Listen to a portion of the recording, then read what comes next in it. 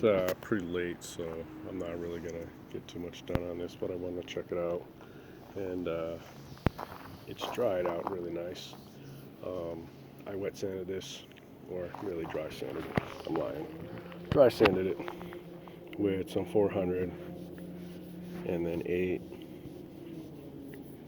and or rather 600, 1200, and 2000 and 3000, which is what this is. And that actually came out really, really well. I'm super happy with this. And that's what this buffer at all. It's looking pretty solid. As far as the shine, and it's getting dark here, so I got a light on it. But I'll be back here tomorrow morning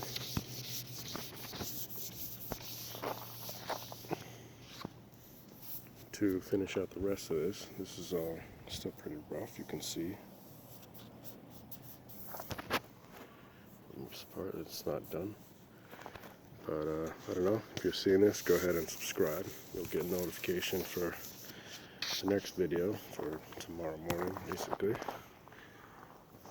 Appreciate you catching this. Go ahead and give me a thumbs up, subscribe. Thanks a lot.